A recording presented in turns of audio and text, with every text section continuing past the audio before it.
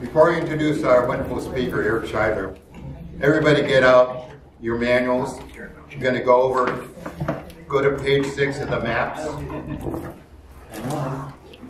Is everybody with me? Yes. Okay, go to page 6 of the maps. Our last stop today will be Chevy Chase, and that's one of our favorite stops. Why? Because you'll have all these pro-abortion liberals going north from wherever they work, down in the cesspools, down in the belly of the beach. And they see what abortion really is.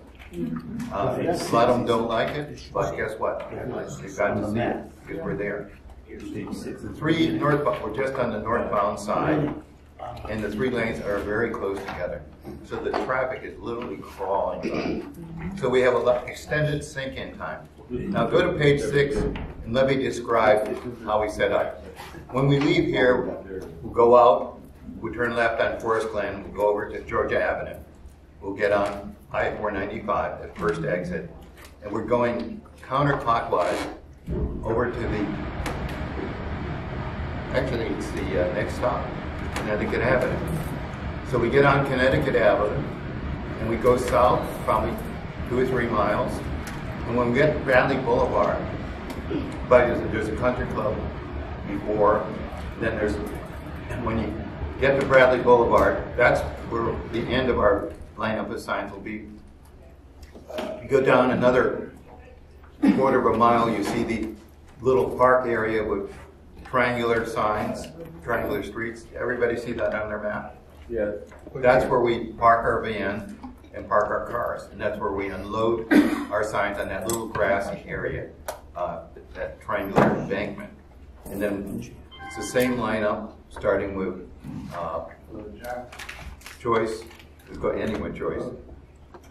Yes. And we start with what? The Dollar. And then we end with the Christ Center. But it's a great stop. So anyway, when we leave here, remember how we get there. There's a GPS location. I don't know if it's in there or not, but just put in Chevy Chase Country Club, which is across the street. By the way, that is so exclusive, they don't even have the name up. That shows you how snotty this area is. But 90% of the people are probably strong pro-abortion liberals. The police chief, by the way, could not be nicer. Yeah. What's the head chief police then? His name? He was supposed to retire. So he has a couple more years to go. What's his name? Do you remember? I forget. Just call him chief. Just call him chief. Jonathan Fitzgerald. Oh yeah, a good Irish Catholic, Yeah. but he just remained neutral. I think he has a. But he thinks Biden really won the election. Well, let's not don't go there. Don't get into it with him on January 6th. Okay, let's get back. So now we're going to introduce our wonderful speaker, and you'll have a few minutes to ask questions afterwards. Okay, but we should be out of here by what time? We're going to start over there at 4 o'clock. Yes. We should be out of here by, I would say, 20 to 3, 25 of 4. So let's shoot for that. Okay, Eric Scheidler is the oldest son of Joe and Ann Scheidler. Who's Joe Scheidler? Probably the greatest hero in the history of the pro-life movement. You see his picture up here. You see Eric's picture down there. He's one of 7 children. He has 8 children himself. He and his wonderful wife, April. But I first met him when he was probably still in high school, when I had the honor of going out raising money for his dad and his mom. And that was the most fun summer of my life. Wow. And ultimately I came back, and with the grace of God and a lot of good people, I was able to start Defend Life. But had I not cut my teeth with this wonderful dad, who I met way back in about 1975 or so, when he had his office in downtown Chicago in the Loop area, and I linked up with him, and he changed my life. I thought I was a good pro-lifer up to then, but then he took me up several steps. Eric he's a great successor to his dad. He's initiated some really great projects, some of which his dad started, some of which he initiated. For instance, they did a wonderful reversal of Roe. They had rallies around the country. We had one in Baltimore. They knew it was coming. The idea was that day when the word came down, we were going to be in front of Planned Parenthoods and other key locations. He'll talk about that. He'll talk about the power of the images, the victim images. He'll talk about the bridge project, which is a great idea. For instance, next week, actually this week, we have 2 huge banners that say, abortion takes a human life. They're about 12 feet long. We're going to put them up on an overpass on the Baltimore Beltway, I-695. And we picked a bridge where the traffic invariably slows down. It'll be on both sides. Eric does that. He does it nationwide. He also does the National Day of Remembrance, which is September the 10th, where we have ceremonies at the graves of these babies, if there is such a grave in your area. And if there's not, like right here, right across the street, be a great place at that beautiful monument that Rosenstiel Knights Columbus had built. So Jim Manning, I pray that you'll do something on the 10th. Get a good priest, get something like, Father Morrow would be wonderful. So many great priests. Monsignor Ferlardi of that wonderful church up in Damascus. St. Paul's. Thank you. St. Paul, Barry's pastor, and do that. Without further introduction, please welcome all the way from Chicago, Illinois, the land of Lincoln, Eric Scheidler.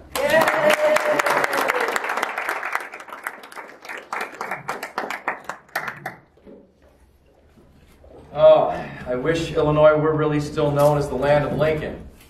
Now it's getting to be known as the land of abortion. We have a pretty tough road to hoe in the state of Illinois. I know you guys do here in Maryland too. These are 2 of the most pro-abortion states in the entire country. Our Governor J.B. Pritzker has been inviting women from all over the United States to come to Illinois for abortions. They've established a major call center at the Planned Parenthood facility in Fairview Heights. One of 3 different facilities Planned Parenthood has erected on Illinois' borders with other states. Fairview Heights is a suburb of St. Louis. They have a mega center open during COVID. When all the other businesses on the block were shut down, Planned Parenthood opened a new abortion mega center in a town called Waukegan, Illinois, which is just a few miles south of the Wisconsin border. Back in 2017, they opened up a massive abortion facility in Flossmoor, Illinois. Similar to Waukegan, a more economically blue-collar area, a less organized city government, and they put in a massive abortion facility there close to the Indiana border.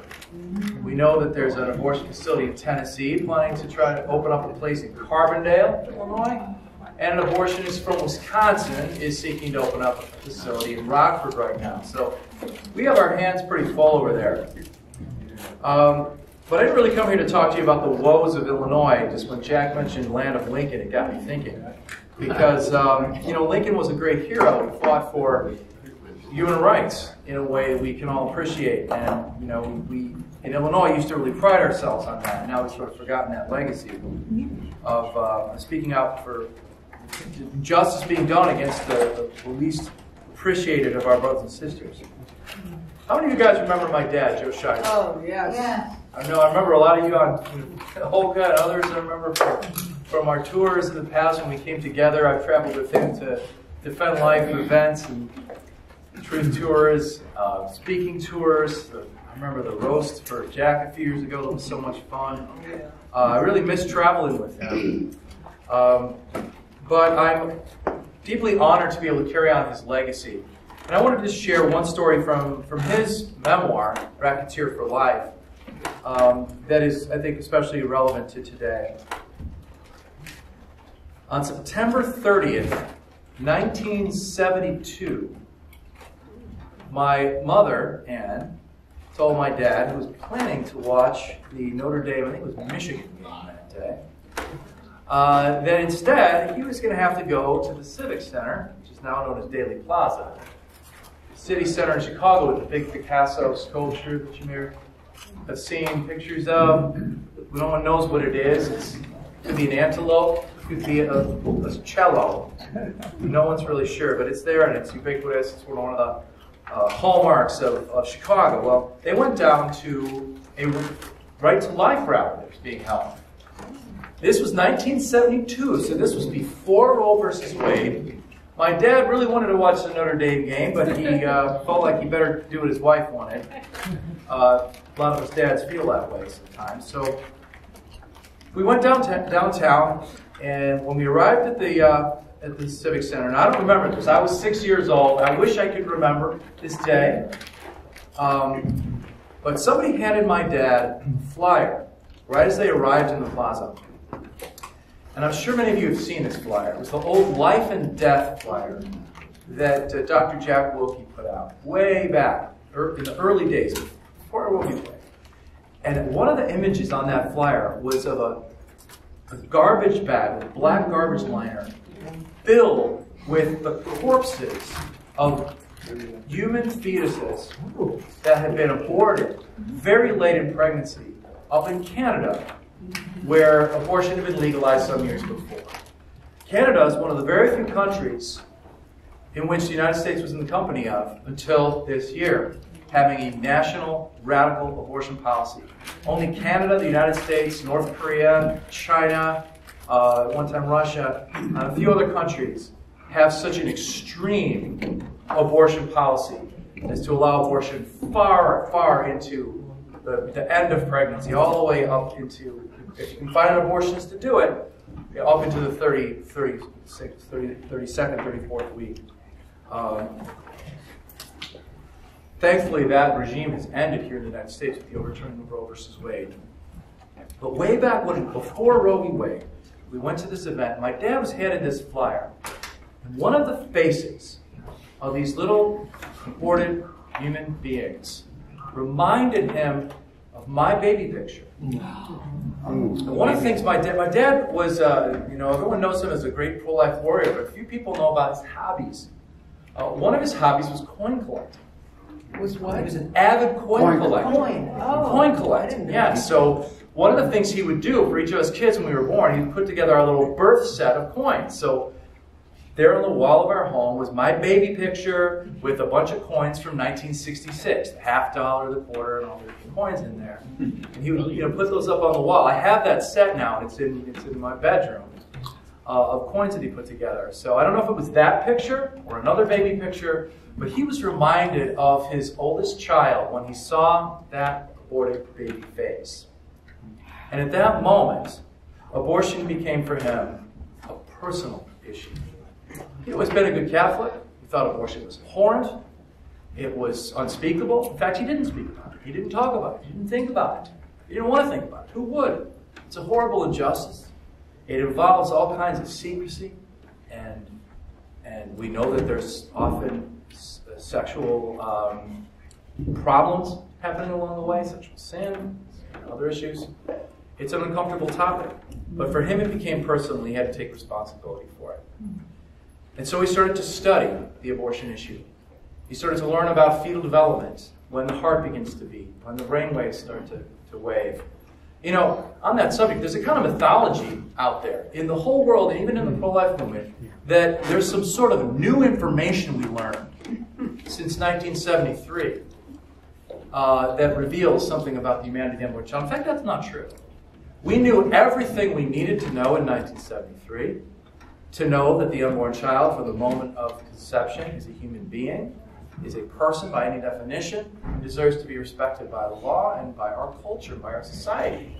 In fact, way back in 1930, a man named Alan Guttmacher, who would go on to become the first president of Planned Parenthood after its founder, Margaret Sanger, finally retired. Alan Guttmacher wrote in 1930, in a book about development of life in the womb, that it was hard to imagine a time when people didn't know that life begins at conception, when a sperm and an ovum meet in the fallopian tubes, move on down into the uterus, and new life plants into the wall of the uterus and develops. In the 1930s we knew this, and yet Cecile Richards, later president of Planned Parenthood, couldn't figure out, when asked by reporters when life began. She has twin girls. Can you imagine how much kicking twin girls must do in their mother's belly? I mean, that's a lot of kicking for some beings that aren't human, or we don't know what they are yet.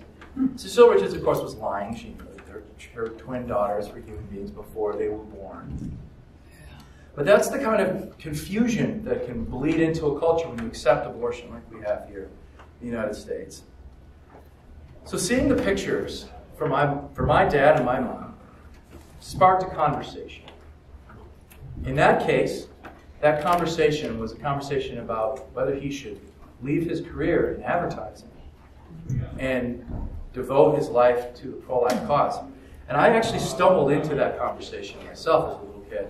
Couldn't sleep one night and went downstairs, and my parents were in the living room talking, and my dad showed me a picture of a child developing in the womb. The classic, it's on our shirts here behind my name tag. It's kind of this type of an image. He showed me this picture and asked me what it looked like. And I said it looked like Charlie Brown. I mean, when you think about it, a fetus has a big, huge head. Yeah. Babies have big heads. Fetuses' heads are even bigger, comparatively. And, I was just a little kid. To me, Charlie Brown meant person. What he wanted me to say was, Dad, that looks like a baby. Yeah. But I said Charlie Brown. He kept kind of asking me in different ways. And I kept saying, Charlie Brown. I don't know what I'm supposed to say. But I realized years and years later that I had stumbled into the conversation they were having about the future of our family, the future of his career. They're looking at these pictures and trying to decide, what should we do? How do we respond to this? What's our responsibility here now that we've been turned on to this injustice? And so they decided that they would devote 5 years to the pro-life cause. They thought 5 years would be about what it would take to explain to the American people what had just happened, show them how abortion takes an innocent human life, violently, unjustly, and in a way that does not fit the American spirit. It's in our founding document, the Declaration of Independence, a right to life, a right to the pursuit of happiness, which does not mean the pursuit of pleasure or license. It means the pursuit of the good life. That's what the founders meant when they said, we have a right to pursue happiness. That means we have a right to act morally and responsibly in the world, because that is what brings happiness to us, to live in accord with the moral truth. So they saw Roe v. Wade as a kind of suicide note for the entire United States of America, and they had to do something about it. So my dad got involved in pro-life. He worked for Illinois Right to Life for a while. He had a small organization called Friends for Life for a short time. And then finally in 1980 founded the Pro-Life Action League because he saw the need for regular people like all of you, like the folks that I had the privilege of working with in Chicago and all around the country, to take those convictions at that moment when abortion became personal for you and turn those convictions into constructive action on behalf of our unborn brothers and sisters. And part of that mission for my father and for the Pro-Life Action League for me has always included exposing the reality of abortion, the ugly, disturbing truth. We had quite a few people angry with us at this last site. They didn't want us in their neighborhood. And I can understand that. I don't like to see abortion pictures. And when I'm scrolling through my Facebook feed and I stumble across an abortion picture, it makes me angry. I don't like seeing abortion. I don't like having it shoved in my face. I get the reaction. But the reaction is honest. You should be upset by these pictures. They get upset with us instead of getting upset with abortion sometimes. But part of what we're trying to accomplish is to get people talking. We're not there to win a popularity contest. And that doesn't mean we want to go out of our way to be obnoxious or rude or get into arguments with people or gang up on people. None of that is helpful. It's not about causing trouble. But we are going to create some pangs of conscience when we show up with our abortion pictures. We're going to elicit some angry responses, some positive responses. But the point is that we get some kind of a response, that people react in some kind of a way, and hopefully carry that reaction throughout their day and have that conversation.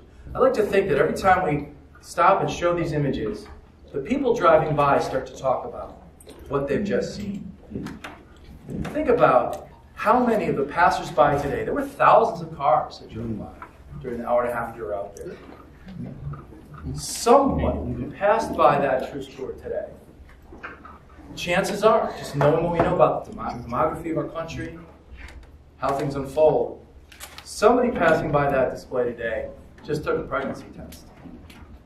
Maybe it was yesterday. Maybe they're trying to decide what to do. Maybe they woke up this morning and the reality hit them again. Oh my God, what am I going to do about this? Maybe they prayed for a sign. Maybe we were that sign today. Maybe just one of those signs they passed by was the sign that they were praying for that day that changed their mind and led to a canceled abortion appointment, or an abortion appointment that never started. Now, I would love it if seeing our pictures would cause people to become pro-life and join us on the front lines, and sometimes that happens. We've had people stop just this past a month when we did our Face the Truth tour in Chicago. We had several passersby stop, grab a sign, and stand with us. Wow. On the side of the highway, just happened to be passing by. That's a wonderful response. But that's not the only response that we're looking for. One day when we were in downtown Chicago, a man came up to us and told us the story of his coworker. His coworker had passed by our display outside the busy commuter centers where thousands and thousands of people just throng to get on the metro trains, we call them, the light rail, and head out to the suburbs from downtown. And so we don't actually do those truth tour sites anymore because the traffic has slowed down so much no one's going downtown anymore. So we've lost the opportunity to reach these people. It's unfortunate. But for years, this fellow's coworker had seen our pictures. And every time he complained about all these people out there with their pictures. Then one day, he said to his coworker, my girlfriend took a pregnancy test last night. And I have to admit, I couldn't get those pictures out of my head. I couldn't stop thinking about those pictures I saw. We could never get an abortion. So this guy did not become pro-life. He probably voted for Obama and then for Hillary and then for Biden. He didn't change his politics.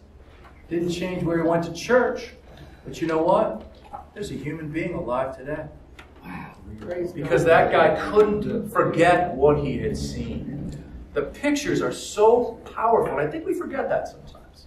I think sometimes we think we have to back up the pictures with a whole bunch of argument, a lot of point making and refutation. Pictures speak louder than any of our words. The old phrase, a picture is worth, some people say 1,000 words, some people say 10,000 words. Nobody really knows what the original ever was, but that's a lot of words. Pictures are extremely powerful, and that's why we take them out into the public square. Also powerful can be the absence of a picture. On the Truth Tour this year in Chicago at the Art Institute, one of our favorite sites, a woman stopped by one of our volunteers and said, "Why weren't you here 6 months ago? Where were you 6 months ago when I had my abortion?" She wished that she had seen the picture that day, instead of 6 months later when it was too late for her to do anything about it. Of course, we gave her information about how she could get help in seeking healing and closure from the abortion that she had had. We can't be everywhere all the time, but gosh darn it, we better be somewhere some of the time with these pictures showing the reality of abortion.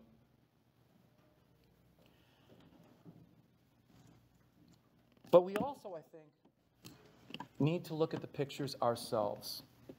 And I remember one time we were preparing for our Face the Truth tour at our storage facility where we keep all of our signs, and we'd stop to eat lunch, and all of a sudden one of the volunteers who was helping us clean the signs up and repair them for the next year realized he was sitting there eating a sandwich on the surface of this first trimester abortion picture. He was kind of looking right through it and enjoying his sandwich. I mean, what could be less appetizing than an abortion picture? But he was looking right through it, To some extent, those of us who are kind of warriors on the front lines, we have to be battle hardened. If a Marine lost his cool every time there was a horror before his eyes in battle, he'd never be able to survive. So we have to look through the picture sometimes. We have to be tough about it. We can't be crying and wounded all the time, but we should be wounded by these pictures sometimes. And we should be asking ourselves what we're willing to do next to advance this cause of life, which is now at a crossroads, an important moment. And we fought for so long for this reversal of Roe versus Wade. And I keep hearing this phrase used by reporters and pundits and the like. They were like the dog that caught the car. You know, the dog chases after the car and it's never going to catch it. Well, we caught the car. We overturned Roe versus Wade. I can't even believe it. I'm saying these words. I mean, just even now I feel like, am I dreaming? You know, pinch myself. Did it really happen? But what has it meant? It's meant a massive push against us in the media. It's meant that more people than ever before, just in the last 2 months, are identifying as pro-choice. People's opinions on abortion are moving in the wrong direction right now because of all the propaganda and all the talk about extremism and so forth. We see states like California, New York, Illinois, Maryland aggressively seeking to make themselves destinations for abortion. We see horror stories like the 10-year-old girl in Ohio who is being now exploited by the abortion industry and her horrible tragedy to try to win points in the court of public opinion on this issue. And so we're under attack. And I guess in a way that's a good thing because I was concerned that the pro-life movement would become complacent, that when Roe v. Wade was overturned, people would lose the fire, think we've won. But the fact that there's been so much propaganda and so many lies about us and what we're trying to achieve, I think has kept pro-life people aware that this issue is not over. In fact, it's really just beginning. And I want to give plenty of time for people to ask questions because I know that there's a lot on your minds, and I love to try to have that kind of dialogue with people and share my perspective on things. But I want to share just one thing that I found really helpful for me in my conversations with people over the last couple of months, especially the last month since the ruling came down. And I'm talking about, meeting people on the streets during activism. I'm talking about, conversations with reporters, conversations with pro-choice family members. Visited my mother-in-law and my wife's aunt, Callista, in Pennsylvania this past week. And when we first arrived, the first Sunday, I went over to see if Callista had a copy of the New York Times. I believe it or not, I'm actually a New York Times reader, subscriber. I read New York Times every day. Why do I do that? Because I want to be informed about what's going on in the world. New York Times actually has reporters on the face of the earth talking to people and doing reportage. I read it with a very significant filter. I'm very conscious of the bias that's there. But there's some great writers there. Ross Douthat, great Catholic, pro-life columnist, writes there. Anyway, I thought it'd be fun to read the paper on paper for a change instead of just on my iPad screen. So I went over there, and she had actually pulled a page from the New York Times out to share with me about Roe v. Wade. Now, we'd never talked about abortion. We'd never talked about my work. When I was on vacation, I was happy to be off the clock. They're a very liberal family. They don't want to talk about it either. But for some reason, that day, she wanted to talk about it. So I sat down as my coffee got cold out on the porch. I sat in the living room and talked with her about this work. And she wanted me to know that she didn't support late-term abortion. It was very important to her. She wanted me to know that. You've seen that, maybe you've seen the picture of the woman outside the Supreme Court just a month ago. Literally 9 months pregnant, and the next day was her due date. So she's due on January 25th. She's on January 24th outside the Supreme Court, and written on her big belly is, "Still not human." About her own child. Isn't that crazy? You were there.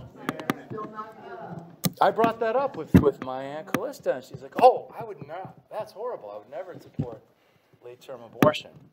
So we were able to have a great conversation. And it turned out she was really glad to know that I was in the pro-life movement, that I was going to be a voice trying to dialogue and have conversation with people. Because I see that every time I have an encounter with a member of the public, with an opponent, whether it's a clinic escort or just a passerby, a member of the media, or just somebody who stops to yell at me during a Face the Truth tour. I take it as almost like my dad's hobby was coin collecting. My hobby, one of them, is to try to find something we can agree on, to find some little tiny patch of common ground. And I had one of those encounters during our Face the Truth tour this past year in Arlington Heights, Illinois. Weird things always happen in Arlington Heights when we're there. One time we had a guy bash over one of our signs and knock a guy over and run away through the Jewel food store. And we had security looking for him and the cops. He escaped. Another time a bunch of kids came and they pulled up in a minivan and threw a bunch of baby doll parts. They must have gone to the toy store and bought some dolls and ripped their arms and legs off and threw them at us. So weird things happen in Arlington Heights.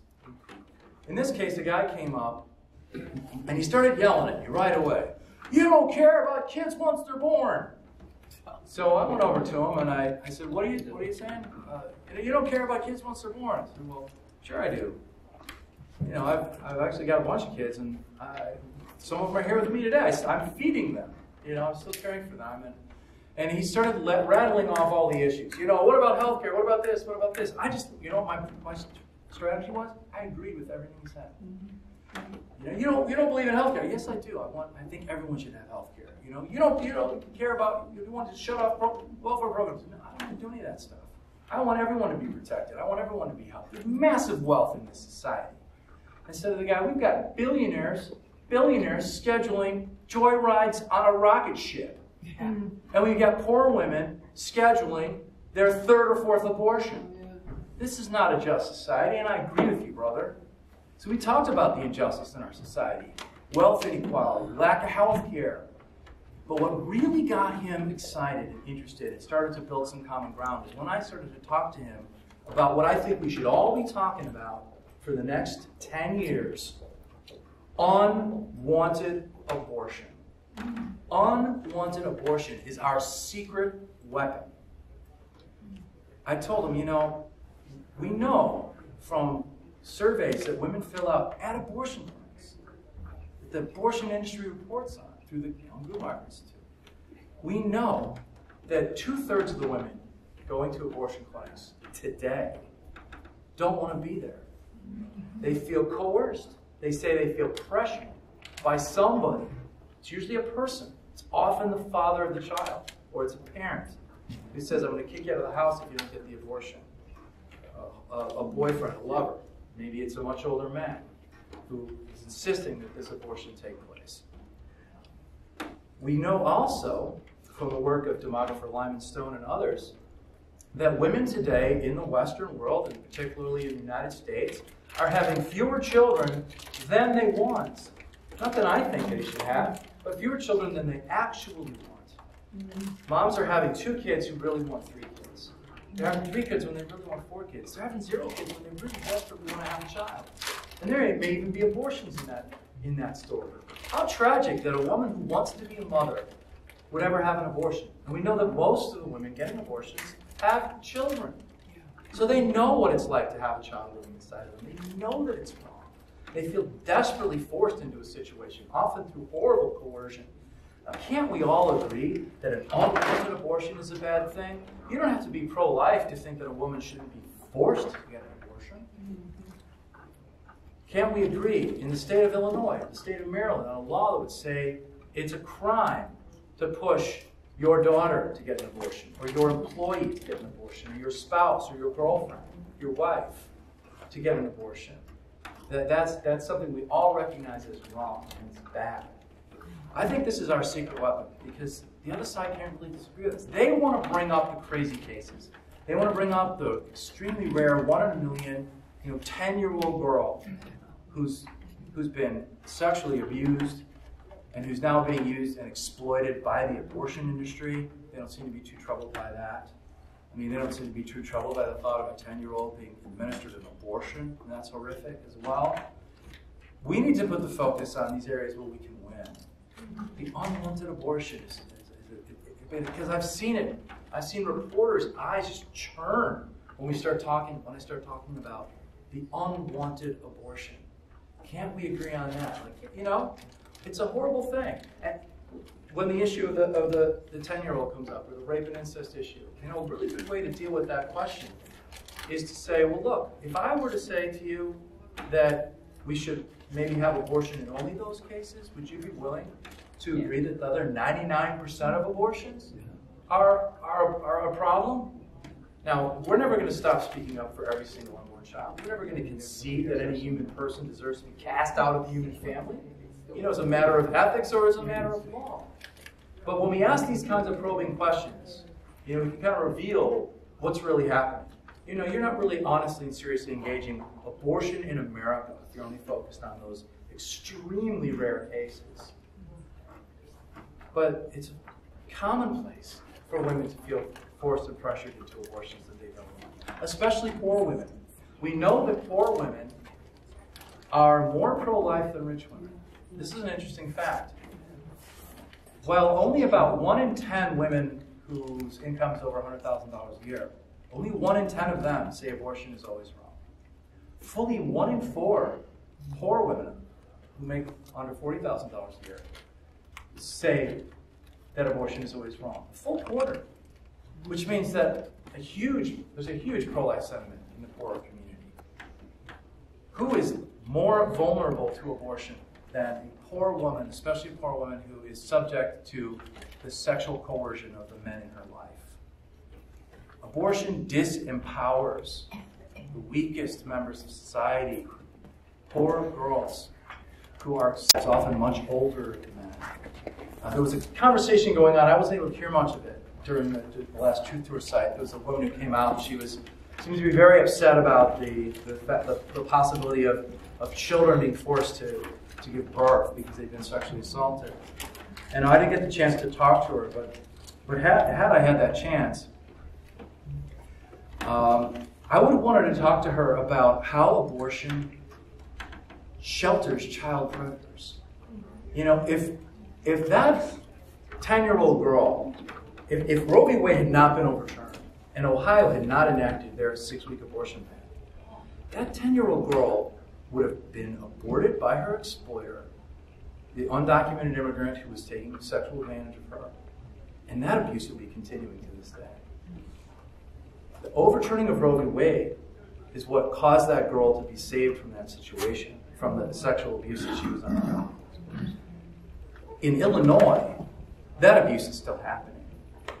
There are girls being sexually exploited in Illinois today. We just repealed our Parental Notice of Abortion Act, the only state to ever do that, to repeal the very popular Parental Notice of Abortion Act.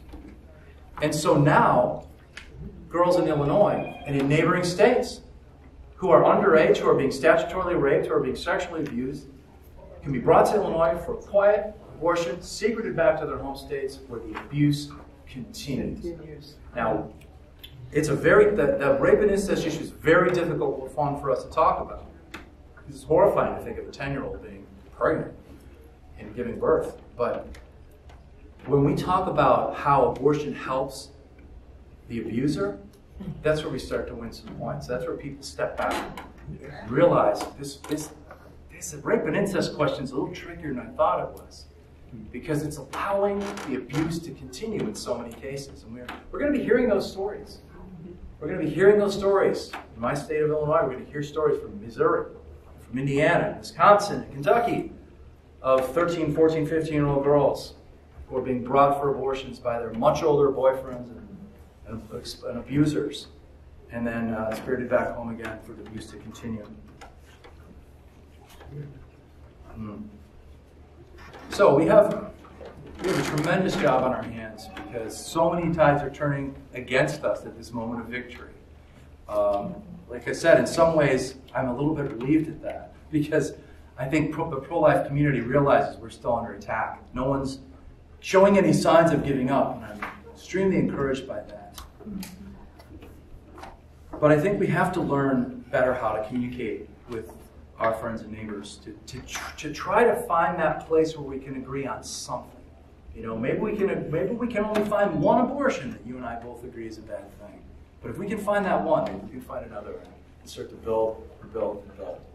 Because I don't think the American people are really on board with the abortion extremism of states like yours and mine, in New York and California. And I think over time, we really have an opportunity to roll back abortion in those states. I don't know if we'll ever achieve legal protections for unborn children across our country, especially now with the abortion pill becoming such a significant phenomenon that's very difficult to fight. In some ways, it seems like the devil was fine with overturning Roe v. Wade because he's got the abortion pill ready to roll in, illegally or legally, across state lines. So there's a lot of work ahead of us. I don't want to make it seem like it's going to be easy, but I'm glad that we're all here and we're all engaged in it right now. We're not giving up, are we? I'm not giving up. Never. Well, thanks for the opportunity to speak to you guys, and I would love in the time we have left to answer any questions you might have about, the pro-life movement, overturning the Roe v. Wade, what it means, what's next, what kind of things should we be advocating for, and all that. In May of 1974, 3 Catholic mothers, each of them had either 2, 3, or 4 children, opened the nation's first pregnancy aid center. It's still in existence here in College Park, 1 mile from the University of Maryland. Well, I heard about it and I thought, hey, this is something I can do. So one morning, I always took the 8 to 10 shift. I heard what sounded like someone who was overweight coming up our narrow staircase to the 2nd floor. It was an old farmhouse. And this young minority girl came with her mother. I gave her an intake card, and under the word age, she wrote 10. She never mentioned abortion, never mentioned it. I asked every mother that came over 10 years, what about the fella? And she said, oh, he's in 3rd grade. She was probably in 2nd grade, maybe 3rd grade, but that's where her boyfriend was, in 3rd grade. I followed her, 6, 7, 8, 9 months later. She had a beautiful, healthy baby boy. And I thought that child would have been killed. And sometimes, and I've had this happen also, every counselor in here has had it happen, we think it's a single birth. No, it's twins. In one case, it was triplets. And in my file at home, I have a story. The abortionist not only killed 4 babies, but he told the mother, you had quadruplets. Can you imagine? I'm almost crying now. Can you imagine her living with that for the rest of her life? But when I started reading about this 10-year-old, I said, hey, that could have a happy ending. Who is pushing the abortion on that 10-year-old girl? And many of you, like myself, have traveled all over the world. It's almost normal for 9, 10, 11, 12, 13-year-olds to be pregnant or sometimes married. But that did not have a happy ending. Yeah, there's a lot of questions around that situation too. The mother was denying it, and it's just it's unconscionable that they were willing to exploit this girl in this way. Well, the guy was sleeping with the mother too. Yes. That came out. I didn't know that. Yeah, that's come out. Yes. I've introduced myself to you, my wife also. We work for Church Militant. We're regional captains. We have 5 regions throughout America. She does the Southeast, I do the Northeast. We have a Midwestern, a Western, and Southwestern region. One of the things we're working with Jack is to take this concept of the Face the Truth tour, just face the truth about abortion, and run through our chapters. We have captains in every diocese in America to take this concept, because if you can't win Catholics with the abortion issue, you're not going to win them, okay? They're not even Catholic if you can't hit them with the Trojan horse of abortion. And to take this abortion issue in every diocese in America and do exactly what Jack Ames is doing here. And all the way across America. We have a regional captain. His name is Rich Consalting, and he works out of Chicago, Illinois. I'd like to put him in touch with you to be able to assist you in your Face the Truth tours, and also stay in touch with you as a way that we can run this tour through a wide and vast network of Catholics through the Church Militant Resistance Network.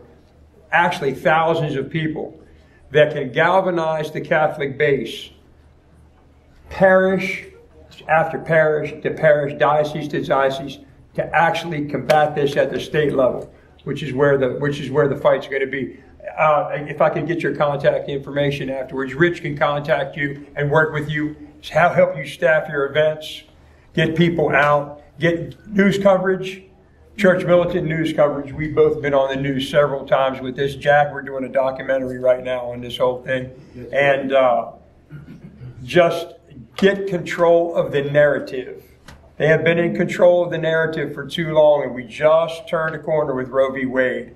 And pro-life people getting out along the roadways in America, just like this, all over the country, with those signs, is going to change a lot of hearts and a lot of minds. So I'll put him in contact with you.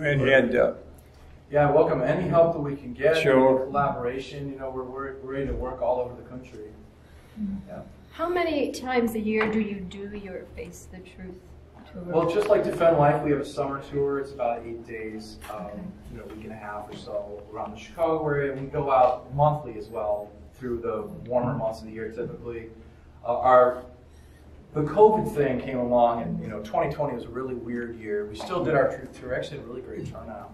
Good. But we haven't done as many of the Truth Days because there haven't been as many people out in places over the last 2 years. So that's starting to change. But typically, in the past, we've done monthly Truth Days as well. We were out in Rockford, Illinois, just a couple weeks ago, where there, like I said, there's an abortionist trying to open up facilities. We got fantastic coverage of our tour there. I mean, we don't usually expect to get news coverage during the Face the Truth tour, but this year we've got tons. We had NPR cover, Chicago Tribune covered our tour in the summer, or in June, and in Rockford we had Rockford TV out, the local NPR station was there, so it was really fantastic coverage. It's a real important moment, real opportunity, you know.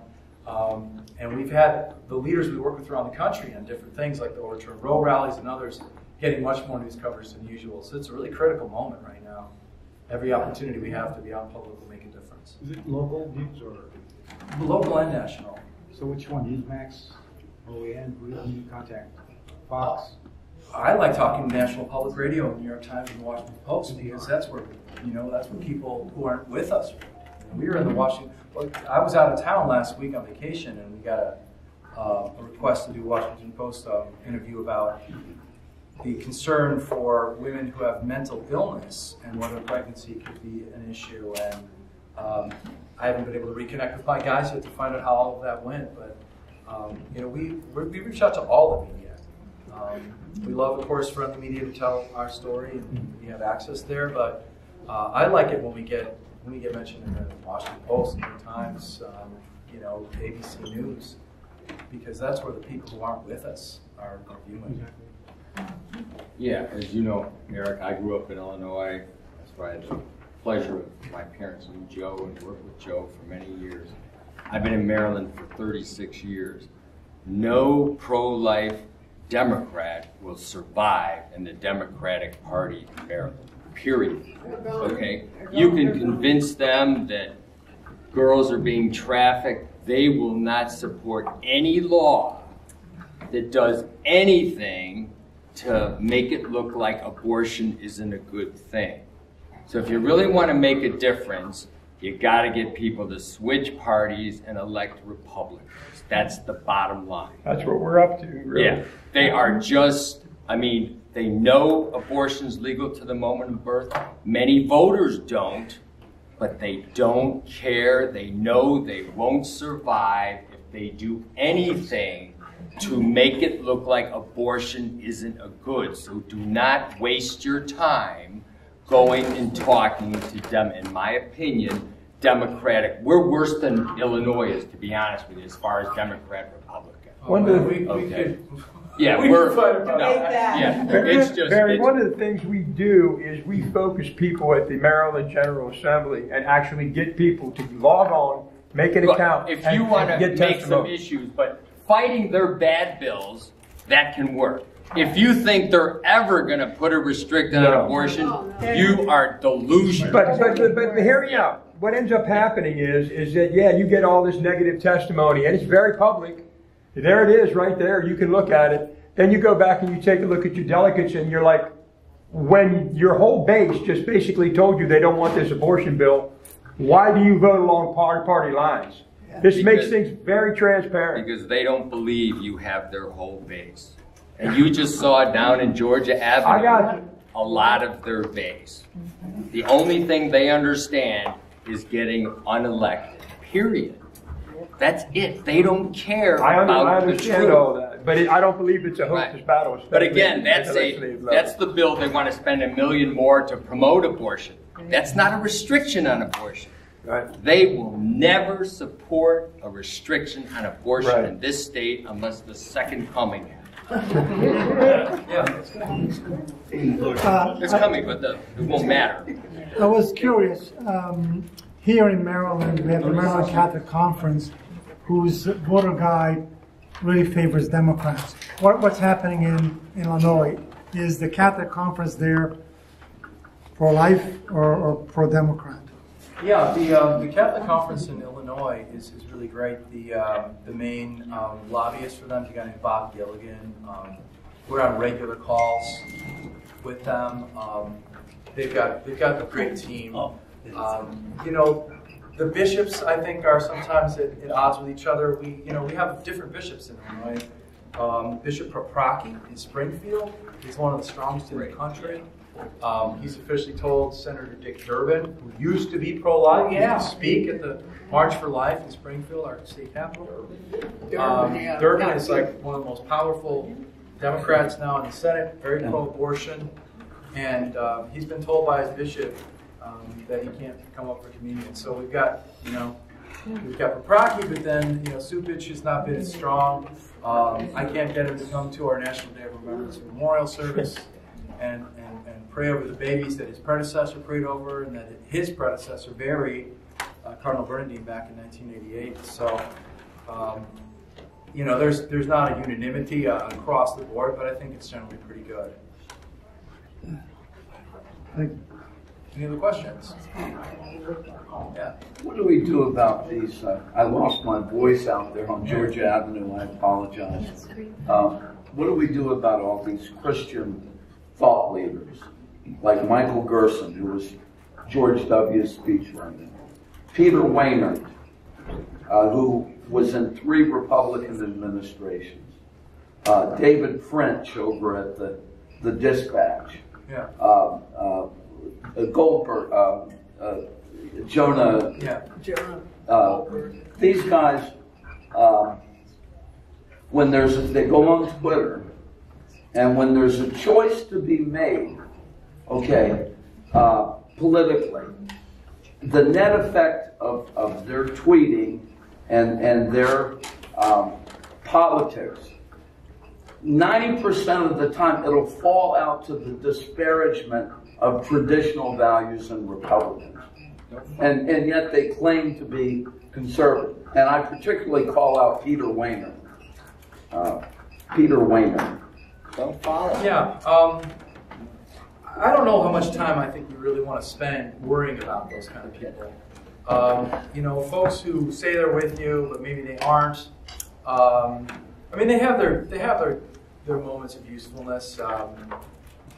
David French has an interesting insight from time to time on some issues and can be a helpful voice, but I don't really worry too much about them. I don't really get caught up in labels like rhino. I was born a human being and a Scheidler, and I was baptized a Catholic, but I'm not a Republican in any ontological sense. I mean, what is a Republican but a name for the coalition you're in? So in a sense, there's nothing but Republicans in name only and Democrats in name only. I don't like Catholic in name only too, because baptism is real. And if you call someone a Catholic in name only, you're blaspheming, so don't do that. But I try not to get distracted by them. I look for allies, I look for people willing to communicate, and, to the extent that we focus on these dissident voices, it can be a distraction for us, and it can just amplify them and give them more of an audience than they would have had or that they deserve. So that's kind of my approach to it. What are some of the other common areas besides unwanted abortions that you see? Well, I think most people are with us when it comes to parental notice of abortion. You know, are you really comfortable with your 14-year-old daughter getting an abortion? She can't get a tattoo or even take an aspirin or an Advil at the high school without, your permission. I think that really resonates with people. Late-term abortion, of course, is one that that people are eager to tell you they don't support. Because it's on display how incredibly violent and ugly abortion is. When you're talking about, killing a child that late in pregnancy, you have to dismember them, in order to complete the procedure. It's horrific. So those are a couple of areas where people, I think, are ready to join us. And taxpayer funding is another one. The people don't want to have to pay for abortions. They don't like the idea of taxpayer funding. And in Illinois, they're talking about taxpayer funding for out-of-state abortions. And that hits all. Do you want to pay for out-of-state abortions on minor girls who are being brought by their predators for abortions in your state? It's called taxation without representation. Right, yeah. That's exactly what it's called. You can get people fired up on those issues. Any other questions for Eric? I have a question. I don't know if it can be addressed. But I have had a problem. 2 weeks ago, I was with my normal Saturday morning front, rosary, prayer, music from my singing guitar in front of an abortion mill in Alexandria, Virginia. And this followed the very weekend of the victory of Dobbs Jackson. And we were joined by one very happy lady with a big sign like this along our abortion protest. Yes, prayer group. Yes, exactly. But her sign says she was very happy. But her sign says get a vasectomy and use condoms, and she was very happy about that.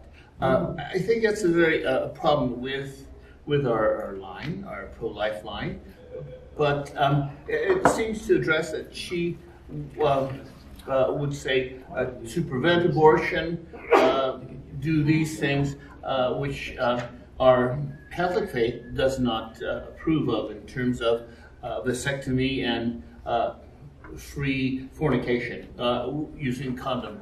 And I think that's an approach likened to contraceptives. The woman was very happy to have that sign there and would not stop and would not even be part of our what church you belong to and even communicate with us. It seems to be a problem that I've come upon to address such a problem in terms of morality. So was she pro-life or was she an opponent? She was. Position, or what was, I think she was there on her own because she was not pro-life, pro-choice, but because we have a lot of these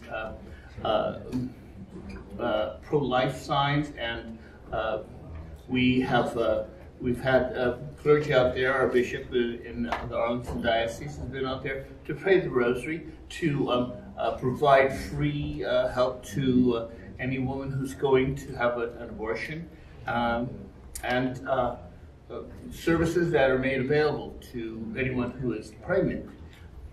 Well, I think, it's funny with the contraception issue. We're hearing a lot about it all of a sudden. Democrats just yesterday or the other day tried to, I think, did in the House pass a bill, guaranteeing a right to contraception, as if there was some sort of anti-contraception movement operating in the world today, which you and I both know there isn't. I mean, we have a hard time just getting our Catholic parishes to ever talk about natural family planning.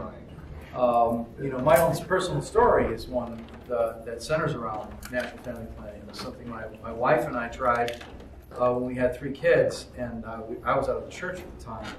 And long story short, led to my coming back with fervor to the Catholic faith when I finally started to live in accord with those teachings that I think are so beautiful about the meaning of the body, the meaning of sexuality, the meaning of pregnancy. And I think that meaning is what energizes Catholics so much on this issue. I don't mean to, make anyone who's not Catholic among us feel, unwelcome or uncomfortable or anything, but, I'm asked by Protestants a lot, why are the Catholics so fired up on this issue? Why, even in the Deep South, where Catholics are a minority, there's still a majority of people involved in 40 Days for Life and sidewalk counseling and other things like that. And to me, it goes back to, I think for a lot of us, it goes back to the Hail Mary. I mean, we have a prayer with a womb in it, the body part. Think about that. There's the organ of the woman's body that makes a baby, gives a baby place to grow. Blessed is the fruit of your womb. We hear that womb, womb, womb over and over. For little kids, blessed is the fruit of your womb. It really gives us this idea of Christ incarnate in the womb of Mary is something that we contemplate when we pray the Rosary.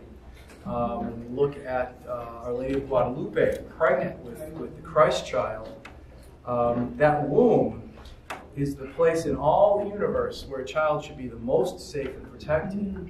It's the place designed for them to be nurtured and to grow, and it becomes a place of death. The womb becomes a kind of tomb, and it's a complete reversal. It's satanic. This is why the devil is so interested in abortion, because it goes to the heart of who we are and what we are. The fact that every single person in this room, every single person that we're going to see out on the street passing by when we're holding our signs in a little bit, every single one of us began our life inside the body of another person. What is God trying to show us with that symbol? What's he trying to teach us about who we are? We are made for communion. We're made for being completely inside of each other. The indwelling of the Holy Spirit. These things are all wrapped up together. So I think that's why Catholics kind of get it. And why ultimately, contraception doesn't work. It only distorts what sex means, and it leads to irresponsible sexual behavior that only actually increases abortion. But that's a fight for another probably century. Because right now, they're killing children, and that's an issue where we can get so many of our fellow Americans to be on the same page with us. Yeah. Let's hear it for Eric Scheidler.